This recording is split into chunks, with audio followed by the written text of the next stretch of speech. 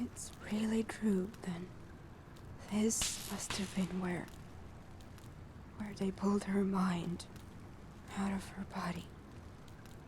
I don't understand how something like this could have happened. How is it possible? And why? Why do this to her in the first place?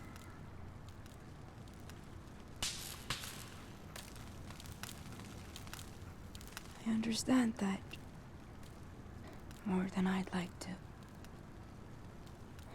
Let me just see if I can get what we came here for. Any data related to her core functions and how to access them should be located here. Because that's the only way we're going to be able to shut her down completely and painlessly.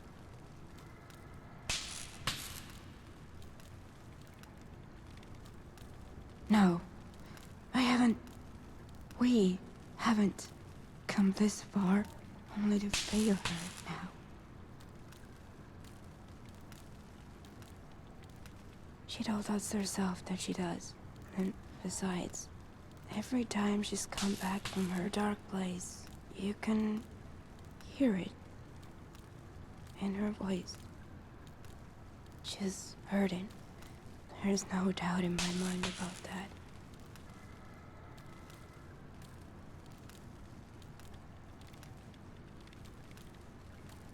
The man in the radio broadcast seems like he knew about what was going on here, and how it was done. At this point, it's our best lead, anyway. There's a lot to sort through. Come on, crew. There were 3 attempts before the sublimation procedure was successful.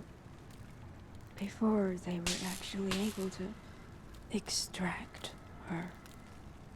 She must have suffered so much. Fucking bastards. In any case, with this data, I should be able to generate a usable decryption key, giving us full access to her source code and vital functions.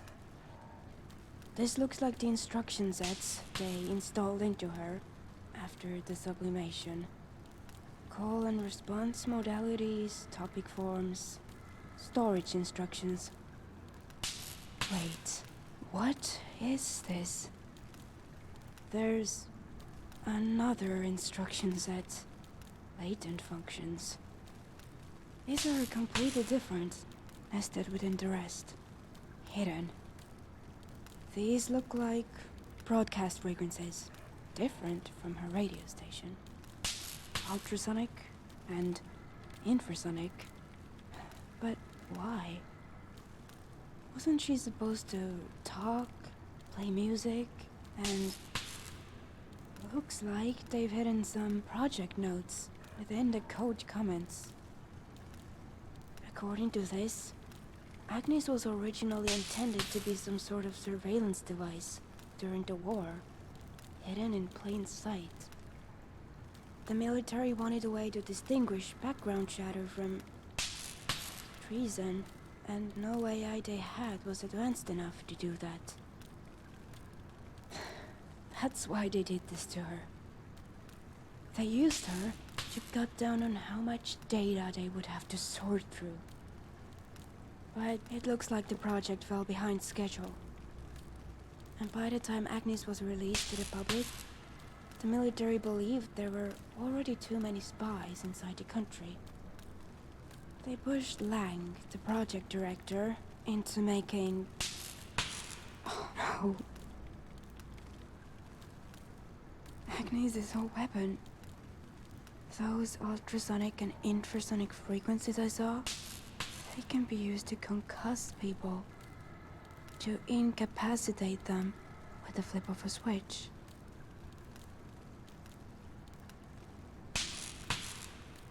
Yes, it would.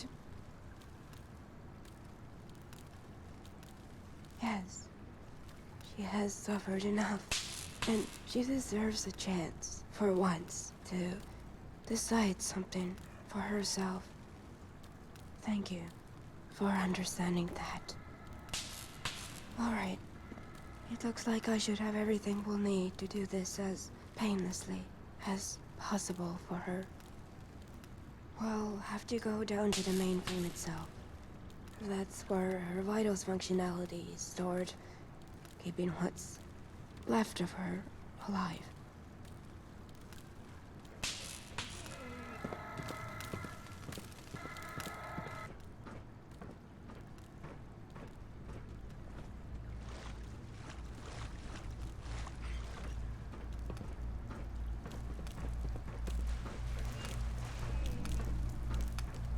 It's time to finish what we've begun. Let me get started. I just wanted to say thank you. This isn't what I wanted, but I understand now that it's what she wanted. And we owe her that. And I owe you for sticking with me through all of this. For everything. Why do you follow her? What? No, Kat. Get out of here. Tell me, why do you follow her? Are her eyes your truth, as his are mine? The world is dark, unmade, rudderless. Tell me, why do you follow her? Pogon, how did you find us? God, she's standing right in front of the pump control panel. If she's figured out what it's for.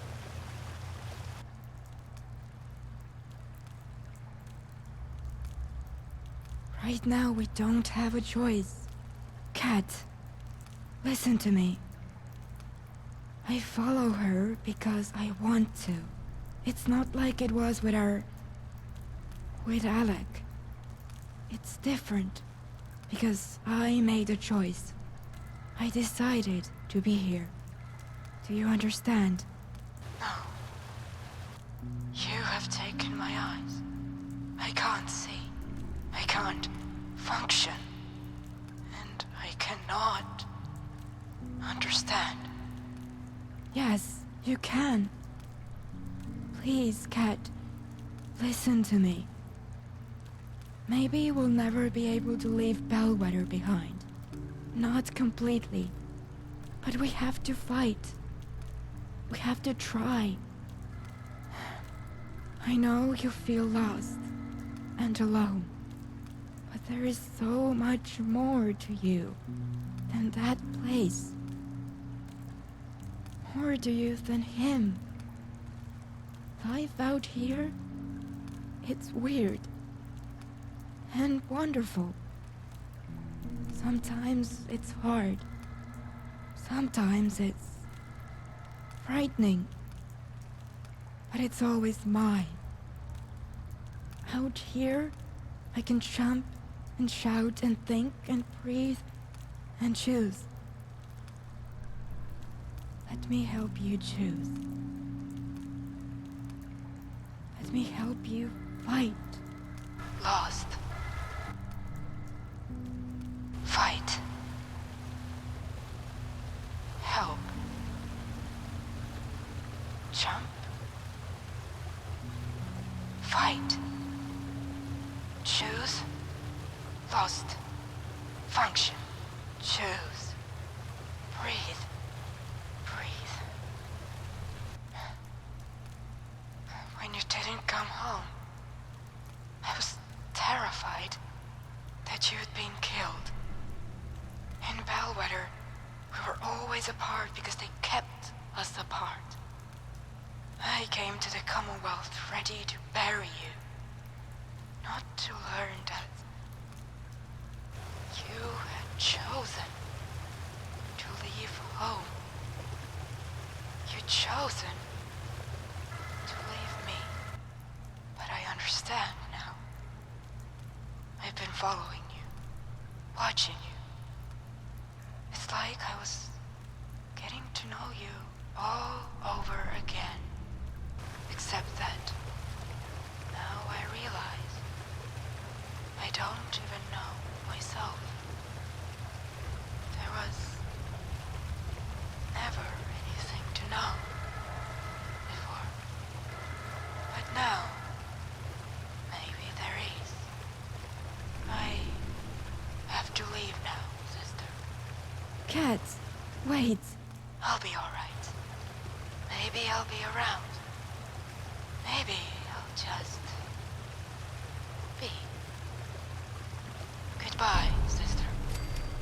For now. For now, sister. Goodbye. Cat. Look at her go. I saw her with Alec inside the radio station. I just knew in my heart that it was too late for her. I should have known better. You've shown me yourself. It's only too late if I decide it is. I guess you showed her that too. Even if neither one of us knew it. Only one thing left to do. Come on.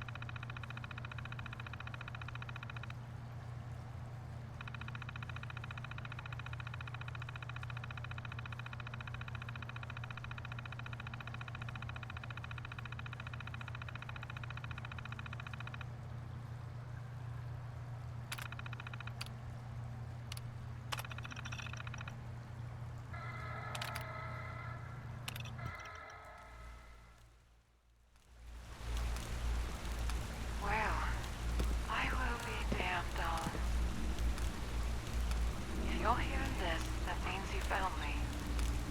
Wherever I was, whatever I was. I'll make this recording as soon as you left for the Agnes store. And I don't know how much time I've got before I go dark again. So, I should hurry up and talk while the talking's good. When you first came to Symphony Station, I could not fathom where in the world such a talkative, intelligent, fearless young woman could have possibly come from. But then you told me about fair weather, and I realized that the truly unbelievable thing was that you managed to leave such a place behind. If you ever feel something or someone pulling you back there, remember that you are stronger than that place. Remember that you are bigger than any box they could try and keep you in. Remember that I love you, and will always be so proud of you. Tell our mutual friend that although it doesn't begin to cover what I owe her, she has my eternal thanks.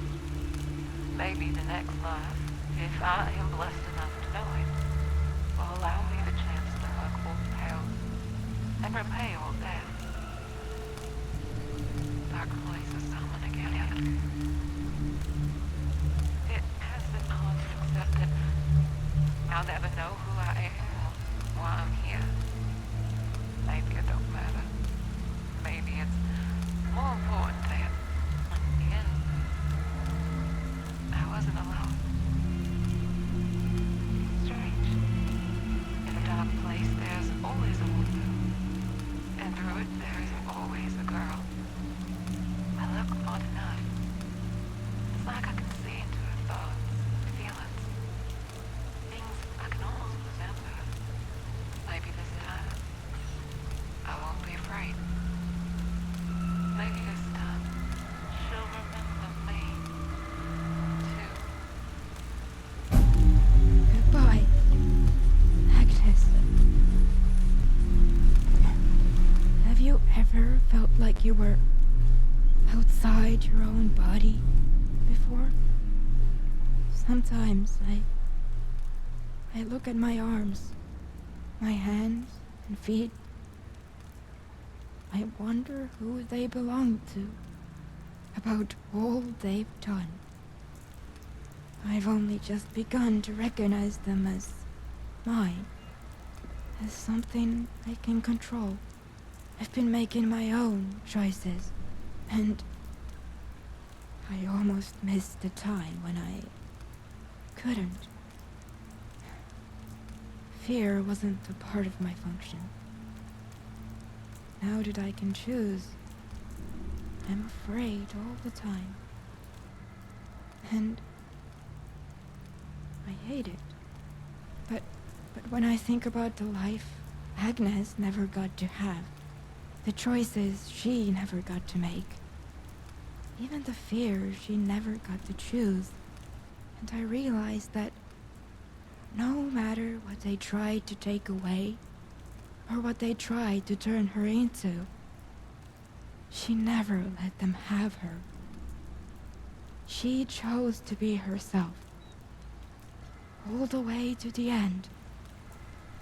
There is always a window, and through it, there is always a girl. Agnes was right. I've been looking through a window too, wondering what that white-haired fool is so afraid of, and what she'll do next. And no matter who she is, no matter who she becomes, I will choose to be her.